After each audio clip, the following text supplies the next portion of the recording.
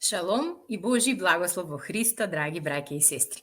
Денеска сме заедно со Јуле Спировска, мојата драга сестра во Христа. Поздрав од мене и од неа и заедно со неизе ќе ви споделиме една интересна тема, а во исто време многу битна и значајна. Верувам дека сте спремни, па затоа нема да должиме многу, би почнале уште веднаш и би ја прашала Јуле. Јуле, како е можно човек при уши да е глув, а при очи да е слеп? Односно, што е тоа што неговиот ум не е во состојба да го прими и да го разбере? Така е, Ана, шалом и од мене. Па, често слушана реченица во нашето обкружување е како човек може при уши да е глув, а при очи да е слеп. И верувам дека таа реченица на повеќето им е јасна, но денеска, еве, јас и Ана би сакале од библиски аспект да ви објасниме што тоа значи на вистина. Би сакала да ве прашам, дали некогаш сте се нашле во ситуација да ви е нешто кажано, но да не сте слушнале и да пропуштите некоја многу важна информација. Или пак од друга страна, дали ви се случило некогаш во животот да се појави некој човек или предмет пред вас, вие да не сте го виделе, но сепак по одредено време да ви текне сепак дека сте го виделе тој човек или тој предмет.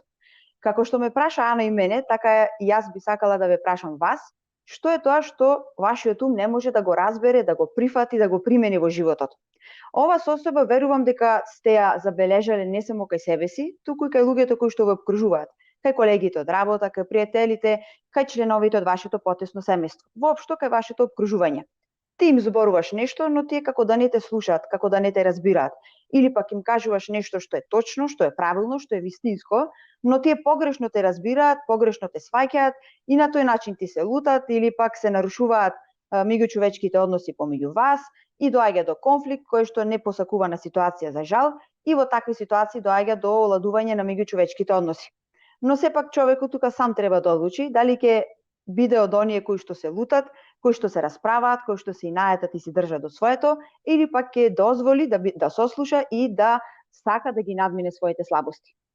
Гледано од библиски аспект, во Стариот Завет бунтовничката природа на човекот се изразува кон Бога со непокорност, терање по свое, бунтовен живот, но тоа значи грев, односно нелегално действување.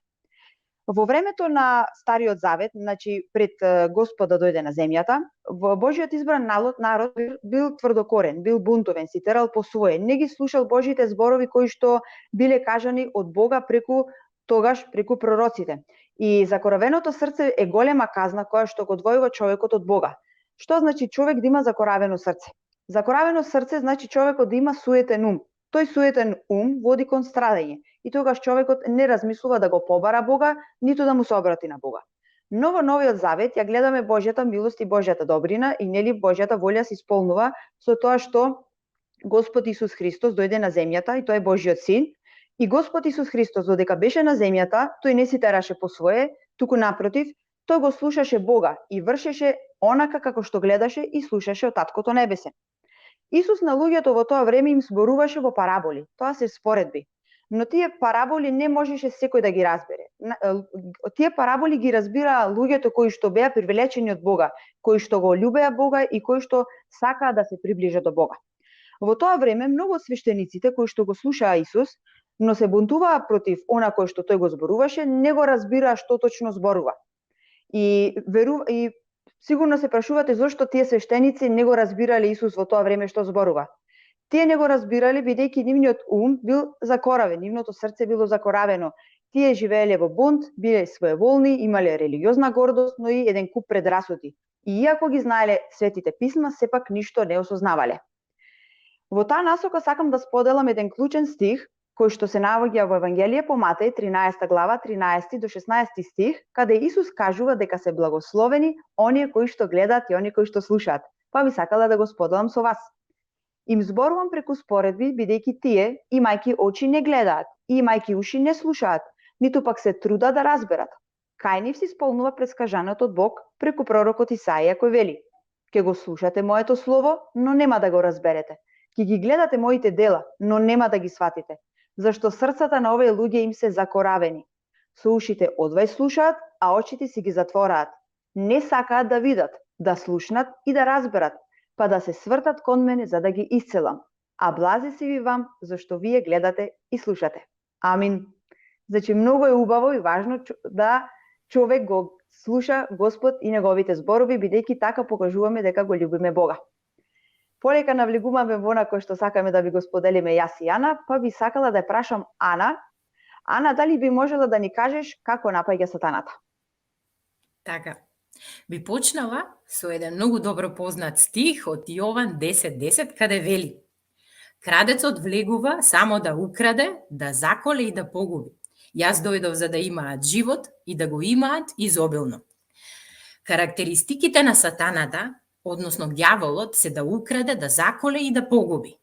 Тој сака да го оттргне човекот од Бога и од Божите благослови, додека пак Исус знаеме дека ни дава живот во изобилие.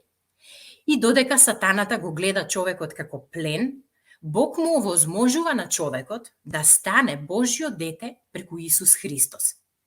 Сатаната напаѓа на различни начини и со различни стратегии.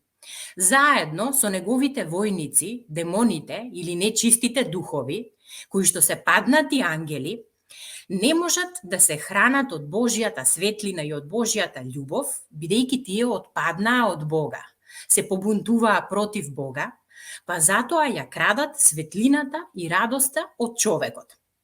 Човекот, односно луѓето, немаат светлина, тие немаат своја праведност, немаат честност, грешни се, но штом стануваат христијани, тие стануваат живи во духот.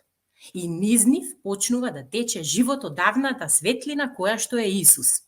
А знаеме дека во Словото Исус вели дека тој е светлината на светот. Сатаната не сака луѓето да бидат во Божјото присуство, бидејќи на тој начин тој знае дека е поразен. И затоа прави се со цел да ги обесхрабри и да им наметне разни ситуации. Да им наметне отпор да не се молат, да не читаат Библија, да не одат во црква, да не го прославуваат името на Господ Исус Христос, и тоа им се случува преку различни проблеми. На работното место, проблеми во семејството, финансиски проблеми, а дури им наметнува и болести, па и ситуации да немаат луѓето време за себе, а ниту пак и за Бога. И таквите ситуации всушност предизвикуваат одредени психоемоционални состојби, како што се, например, страв, вина, очај, млакост, омаловажување и слично, и тоа се всушност упоришта или тврдини во умот на човекот кој што сатаната сака да ги издигне. Упориштата или тврдините на сатаната се погрешни концепции на размислување, кои што се изградени во умот на човекот, кои што се испрепречуваат во познанието на Божјата вистина и Божјиот план за човештвото. Ке повторам уште еднаш, значи упориштата на сатаната или тврдините на сатаната се погрешни концепции кои што се изградени во умот на човекот и кои што испрепречуваат во познанието на Божјата вистина и Божјиот план за човекот и за човештвото воопшто. Може ли, Јуле, да објасниш подетално за упориштата на сатаната? Така е, Ана, убава дефиниција даде за сатанските упоришта. Па би сакала јас да кажам малку подетално за тоа што се тоа сатански упоришта или сатански тврдини. Сатанските упоришта или сатанските тврдини представуваат силни погрешни влијанија кои што се изразуваат со отпор, со неприфаќање, со страв, потиснатост. И тоа се тежини кои што му стојат на човекот, како човекот да живее во мрак, како да не може глава да крене, човекот се чувствува слабо, немоќно, како да нема контрола над нив. Тврдините, односно сатанските упоришта во умот на човекот го спречуваат умот на тој човек да биде осветен со Божјата вистина, зашто знаеме дека вистината Божја ослободува. И така умот на човекот се противи на верата низ сомнеш и предрасуди. Значи во тој случај човекот не живее според верата во Господ Исус Христос, туку според она кој што го гледаат неговите физички очи. Но нашето духовно војување, кое што го имаме, не се одвива со силата на умот, туку со нашата покорност на нашиот ум да размислува според Божите зборови и ветувања. Ние сме повикани да нашиот ум биде покорен на Божјото Слово. Клучните стихови кои што сакам со вас да ги споделам, кои што се однесуваат токму на оваа тема, се наоѓаат во второ послание до Коринќаните, 10 глава, 3 и 4 стих, каде се вели: Зашто иако живееме во телото, не војуваме со телото. Зашто оружјето на нашето војување не е телесно, туку е силно во Бога за разурнување на тврдини. Добро слушнавте. Во овој стих се зборува за тврдини. Тука зборот тврдина значи погрешни аргументи во кои човекот бара засолниште или безбедно место за да побегне од реалноста. Ке повторам уште еднаш. Тука зборот тврдина значи погрешни аргументи во кои човекот бара безбедно место или засолниште за да побегне од реалноста. Ѓаволот знаеме дека е лукав и тој сака и те подсетува на неуспесите кои што си ги имал во минатото, на гревовите, грешките кои што си ги правил во минатото. Ти ги наметнува како слики, како мисли во твојот ум за ти да се постојано да се присетуваш на нив. Иако ти знаеш дека тоа што си го правил во минатото е погрешно, си се покајал за тоа и жалиш за тоа, сепак ѓаволот сака да ти ја втисне таа слика во твојот ум, па гревот кој што си го правил порано да посакаш сега сам одново да го направиш. Но тука ти треба да го направиш клучниот избор. Дали ќе го слушаш гласот на ѓаволот што ти изборува, или пак ќе се свртиш кон Господа, ќе се повикаш на тоа што Бог го кажува во Светото писмо. Сатанските упоришта, односно сатанските тврдини, се како остри замоци. Сите знаете како изгледа замок, нели? Кои кога ги рушиш со сопствени сили, со сопствени напори или кога позитивно сакаш да размислуваш, ти не ги рушиш тие сатански тврдини, туку напротив, уште повеќе ги издигаш и тие се повторуваат на рати, на сезони. Овие сатански тврдини не се рушат со позитивни мисли, туку само исклучиво со Божјото Слово. Овие сатански тврдини создаваат зависности кај луѓето. Луѓето се приврзани на тие зависности. Со текот на времето, кога таа зависност ќе се повторува, таа станува порок на човекот. Например, пушење, лажење, озборување или пак тука спаѓа неконтролирана желба на човекот да постојано ги задоволува своите телесни страсти и нагони. Но исто така може да биде изразено низ предолго спиење, човекот да нема духовна дисциплина, да биде нередовен во црквата, да нема молитвен живот, да не чита редовно слово и слично. Овие сатански тврдини создаваат искривена слика за Бог, дека Бог е диктатор, дека верата во Исус значи да бидеш роб на одредени правила, дека нема љубов во црквата, дека пасторот не те сака, не те слуша, дека сака да те контролира, дека луѓето те смева, дека те озборуваат, но сето тоа на крај, за жал, доведува до отфрленост, до изолација и отуѓеност од Бога. Сатанските тврдини, односно сатанските упоришта, не се видливи со голо око. Луѓето нормално си функционираат и тоа не се гледа надворешно. Но внатрешно, во нивниот мисловен процес, постојано се проткајува некаков наплив на негативни мисли или пак мисли кои што се насочени да постојано го гледаат лошото како кај себе си, така и кај другите луѓе. Луѓето не секогаш се свесни за овој проблем, но стануваат свесни кога ќе ги соочиш со тој проблем, односно кога ќе им кажеш. И најчесто кога ќе им кажеш во што им е проблемот, тие не прифаќаат, се бранат, се бунтуваат, негодуваат, одбиваат. Но на кој што ние сме повикани да го правиме како христијани, е да се молиме тие луѓе да бидат одврзани од таквите влијанија кои што им го рушат карактерот и нивната психофизичка стабилност. Па би сакала тука да ја прашам и сестра Ана да ни каже нешто повеќе за оваа тема, но исто така дали постои разлика помеѓу злите сили, демоните и сатанските тврдини. Дали тоа е нешто исто или пак се две различни појави? Така, да. Значи, демоните или злите духови и тврдините на сатаната се две различни појави. Имено, тврдината на сатаната е некоја област во животот на човекот каде што тој е најслаб и врз која област сатаната напаѓа. Доколку човекот не се одбрани, туку подлегне на тој напад, тогаш тој прави грев или бунт против Бога и на тој начин тој отвара врата преку која сатаната и нечистите духови влегуваат во неговиот живот и започнуваат да оперираат, односно да владеат низ таа тврдина која што била најслабата област во животот на човекот. Значи, слабоста кај човекот е тврдината, додека пак демонот е причината за проблемот. Например, сатанска тврдина е центар на вниманието. Пример, човекот сака да е постојано во центар на внимание. Сатанска тврдина е центарот на вниманието, зад која стои и оперира демонот на манипулација и отфрленост. Друг пример, сатанска тврдина може да е само докажувањето, зад кој стои демонот на гордост. Или сатанска тврдина е фобија од височина, фобија од затворен простор, од вода, зад кој стои демонот на страв. Нападите на сатаната се изразуваат преку одредени ситуации, одредени проблематични всушност ситуации во животот на човекот, може да се изразуваат преку одредени слабости во неговиот карактер, но и преку гревот и неуспесите од минатото. Нападите на сатаната се изразуваат со тенденција човекот да биде заведен во грев, на кој начин тој ќе изрази непослушност и непокорност кон Бога.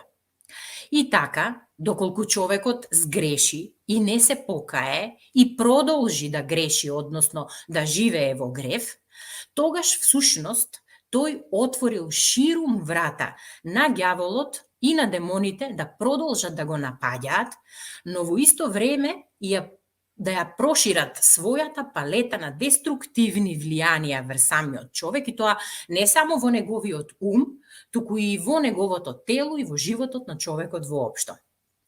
Така, доколку човекот нема исповедани гревови, доколку не простува, доколку не побарал прошка од Бога, доколку не чита и не се храни редовно од Словото, доколку не е крстен, нели, тогаш спаѓа во ризична категорија, односно во онаа ризична група да биде под влијание на демоните и на некој начин ги привлекува во својот живот. Сакам да напоменам дека постојат цркви и пастори кои што имаат големи сатански тврдини, кои што најчесто се изразуваат со религиозна гордост, со лакомост и материјален интерес, предрасуди и слично. И овие сатански упоришта се пренесуваат и на останатите верници од црквата како еден вид на учење. И штом ќе се изгради одреден менталитет кај верниците како тврдина, тогаш тој пастор може безбедно и слободно да си го исполни она кое што го има зацртано како своја цел. Еден пример за такво сатанско упориште е крштавањето во Светиот Дух и говорењето на непознати јазици. Многу пастори имаат предрасуди по однос на ова прашање, иако ова е јасно пишано во Словото. Исто така, постојат и семејства со сатански упоришта, и тие семејства се со одреден менталитет. Например, менталитет на неверие, на суета, комунизам, православна ароганција и слично, кои што всушност се упоришта и кои што не дозволуваат да се прослави името на Господ Исус Христос, а најчесто се како последица на непокајани гревови, на неисповедани гревови, на проклетства, демонски напади и слично. И поради тоа е потребно да се надмине тоа, односно да се смени, да се излезе од тој менталитет кој што води кон страдање. Сатански упоришта може да се откријат и во политиката, во бизнисот, но и врз целата нација, односно државата. И може би ќе препознаете издигнати сатански упоришта на заблуда, на православна ароганција, на предрасуди позади кои стојат демоните на идолопоклонство, кон светци, поклонување кон икони и слично. Затоа се потребни молитви, односно духовно војување за разрушување на овие сатански упоришта, молитви за спасение и за примање на Господ Исус Христос за свој Бог и Спасител.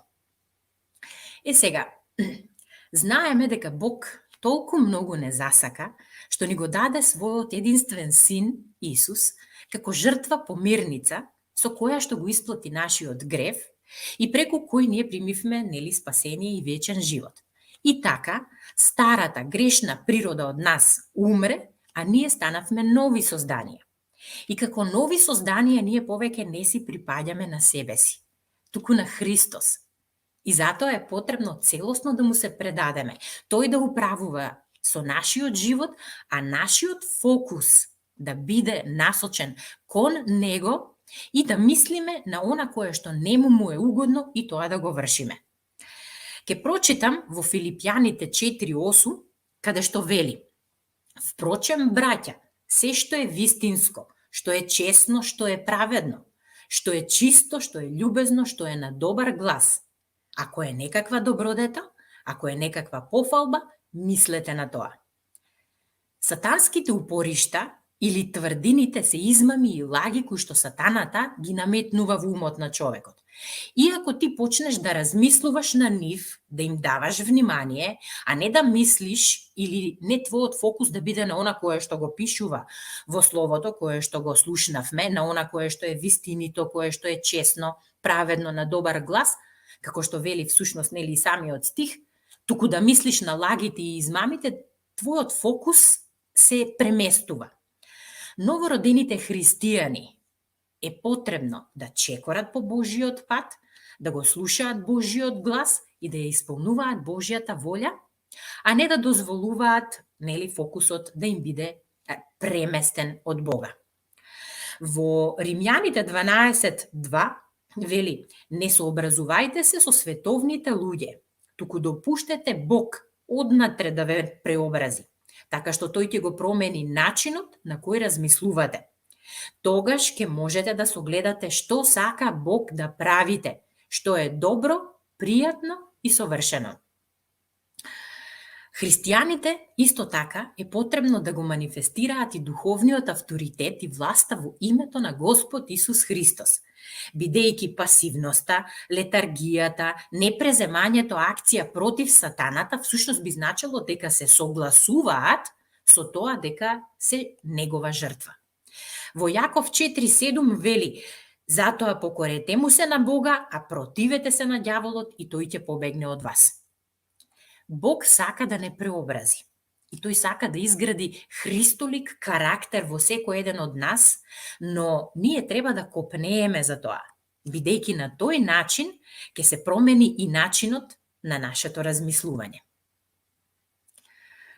Јуле, би сакала да те прашам, како би ги срушиле упориштата на сатаната сега? Сега имаме доста работа.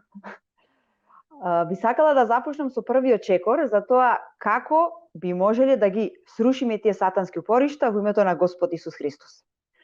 Прво човекот што треба да знае и да научи е како да ја користи власта во името на Господ Исус Христос. Бидејќи верувам дека некои луѓе и не знаат дека им е дадена власт да действуваат во името на Господ Исус Христос над тие сатански упоришта и над тие нечисти сили. Пример, совршен пример за сето тоа е самиот Исус, кој што беше искушуван од сатаната во пустината. Но Исус не се скри, не се исплаши, туку напротив беше цврст, силен и тој на ѓаволот му цитираше стихови од Божјото Слово. Тој го цитираше Божјото Слово. И тоа е примерот кој што и нас ни го остави како христијани, како Исусови следбеници. Ние тоа треба да го применуваме во нашиот живот, да го објавуваме, да го изустуваме Божјото Слово од нашата уста. Но за да биде тоа силно и моќно, како што било во таа ситуација, потребно ние да поминуваме време со Бога, да поминуваме време во Словото, значи во читање на Слово, време во молитва и така да ја градиме нашата лична интимна релација со Бога. Исус ни даде власт да газиме над змии, над скорпии, над секоја непријателска сила и ни даде ветување дека ништо нема да ни напакости.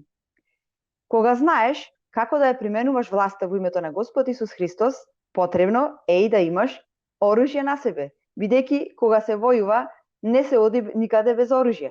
Но ние како христијани не користиме физичко оружје, туку користиме Божјо наоружување, односно го користиме Божјиот оклоп. Кога одиш во војна, како што кажав, не одиш со мирољубив став, не одиш неподготвен, туку напротив одиш со оружје. Ние, фала му на Бога, имаме полн арсенал на оружје, Божје оружје, кое што Бог нам ни го дал да го користиме и ние на располагање. Тоа оружје го користиме кога духовно војуваме против сатаната. Сигурно се прашувате кое е тоа Божје оружје. Читаме во послание до Ефесјаните во 6 глава, 13 до 18 стих, каде се вели: затоа целосно облечете го Божјиот оклоп, така ќе можете да издржите во зло време, па откако борбата ќе заврши, ќе останете цврсто исправени. Бидете непоколебливи, препашани со појасот на вистината, облечени со штитникот на праведноста, обуени и подготвени непоколебливо да чекорите, носејќи ја радосната вест што донесува мир. Со сето ова, понесете го штитот на верата, со кој ќе можете да ги сопрете и угасите сите огнени стрели на злиот. Ставете го спасението како шлем и земете го мечот на Светиот Дух, а тоа е Божјото Слово. Постојано молете се и барајте, онака како што ве води Светиот Дух. Бидете будни и истрено молете се за сите христијани. Амин. Би сакала да кажам што е тоа појас на вистината. Сега кратко ќе би ви ги кажала типовите, да се изразам така, на орудија кои што Бог ни ги дава на располагање. Појасот на вистината е всушност вистината Божја. Тоа е Евангелието, радосната вест која што и нам ни го осмисли животот и му даде вкус на животот. И таа радосна вест не држи исправени. Штетникот или околупот на праведноста доаѓа само преку верата во Господ Исус Христос, бидејќи ние како луѓе немаме своја праведност. Нашата праведност доаѓа од Бога преку Исусовата крв, која што се пролија за секој еден од нас. Исто така на нозете треба да имаме обувки, односно да бидеме постојано подготвени смело да ја шириме радосната вест и тоа да го правиме ревносно. Штитот на верата, тоа е нашата вера во Господ Исус Христос, која што е втемелена на Божјото Слово. Шлемот на спасението, нели за тоа зборуваме вечерва, значи заштита на нашата глава, и тоа е нашата надеж во Божите зборови и ветување. Кога ние се надеваме на она кој што Бог ни го ветува и ни го кажува во Светото Писмо, тогаш нашиот ум е заштитен. И бидејќи сите овие орудија кои што ви ги кажав досега се за наша заштита, сепак Бог ни дал и оружје кое што го користиме за напад, а тоа е мечот на духот, односно Божјото Слово. Како што кажав, Божјото Слово треба да го изустуваме, да го објавуваме, да го прокламираме од нашата уста и тоа треба да го правиме постојано. Но не застануваме тука, па би ја прашала сестрана дали би можела да ни ги сподели и другите чекори кои што се потребни за човекот да може да ги сруши тие блокади или тие упоришта во името на Господ Исус Христос. Така, нареден чекор, врзување и одврзување со авторитетот и со власта во името на Исус над сатаната. Му изрекуваш команда на ѓаволот дека е врзан во името на Господ Исус Христос и дека мора да го напушти упориштето од твојот ум или од умот на човекот за кој што се молиш, а потоа го одврзуваш човекот од сите облици на демонски влијанија и на демонски напади. И следува уште еден чекор, славење на Бога.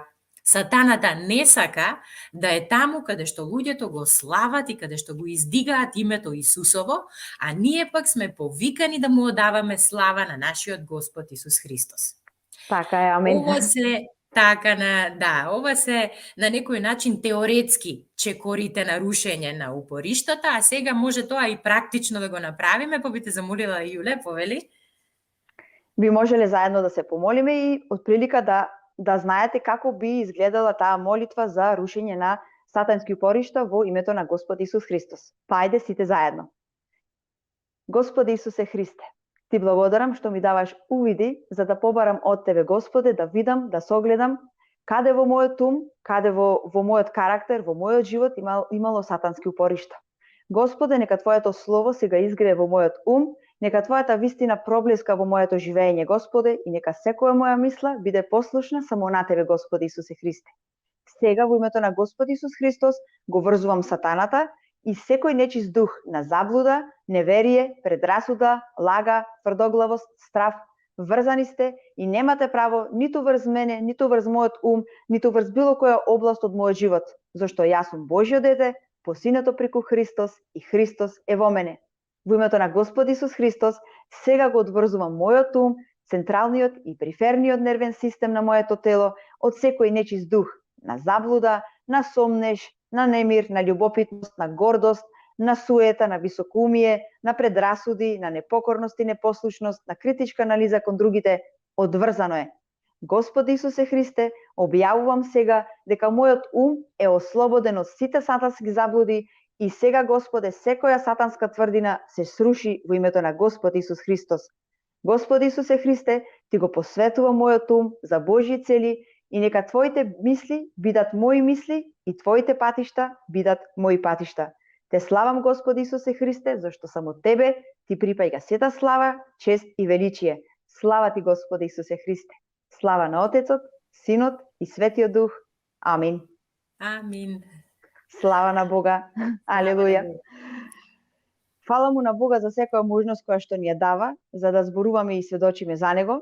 И би сакала, бидејќи полека привршуваме јас и Јана, Би сакала да ви кажам дека ова е само дел од информациите кои што ви ги пренесовме, додека најголемиот дел од информациите се токму во оваа книгичка Разурнување на опориштата на сатаната од пастор Константин Кајшаров.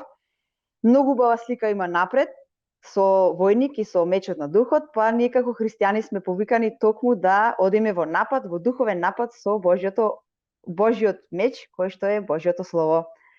Па би сакала, Ана, да те прашам, тоест да ти дадам простор да кажеш нешто за крај, бидејќи полека привршуваме. Па тоа, да ги поздравам и јас, да ги благословам сите браќа и сестри во името на Господ Исус Христос и да порачам действувајте со власта и авторитетот во името на Исус. Шалом! Шалом!